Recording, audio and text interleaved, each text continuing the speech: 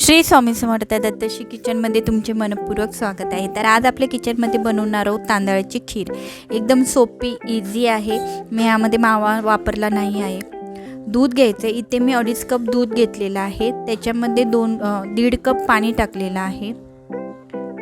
पाणी टाकल्यानंतर छान गरम झालं पाहिजे, तोपर्यंत आपण तांदूळ कोणतेही तांदूळ मिक्सरला लापसीसारखे भरड असे वाटून घ्यायचे आहेत। तर हे मी मिक्सरला वाटून घेतलेले आहेत। लापशीप्रमाणे जशी मोठी लापशी असते ना, त्याप्रमाणे जरा असे भरड असे वाटून घेतलेले आहेत। दूध चांगलं तापून घ्यायचं आहे। प्रथम आपल्याला त्यामध्ये वेलची पूड टाकायची आहे। तर दूध तापल्यानंतर आपण जे तांदूळ भरडले होते ना, ते ह्यामध्ये टाकणार आहोत। तर भरडलेले तांदूळ ह्यामध्ये टाकणार आहोत। तर मी तांदूळ इथे 5 ते 6 टेबलस्पून घेतलेले होते। ते भरडलेत, तव्यावर भाजले काही नाही आहेत, फक्त मिक्सरमध्ये लापसीप्रमाणे वाटून घेतलेले आहेत। ते इथे मी थोडंसं केसर टाकत आहे। केसरची पावडर टाकलेली आहे थोडीशी। आता आतलं तांदूळ शिजेपर्यंत आपल्याला शिजून घ्यायचं आहे।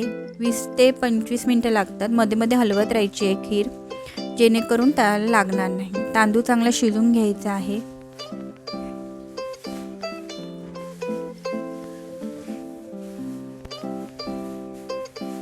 ते इथे तांदूळ शिजून झाला थोडासा, की मी इथे बदामाची आणि काजू पावडर आणि 2 टेबलस्पून मिल्क पावडर टाकलेली आहे।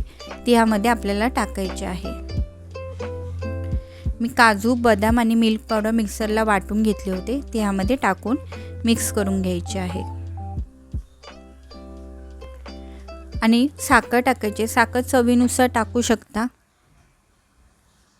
ते इथे मी 5 ते 6 टेबलस्पून साखर टाकलेली आहे।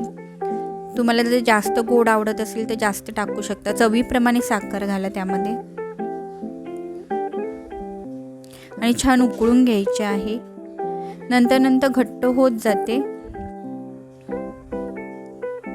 ते खिरीप्रमाणे ठेवायची आहे आणि पूर्ण थंड करून थोडा वेळ फ्रीजमध्ये ठेवून सर्व करायचे। नक्की रेसिपी ट्राय करा।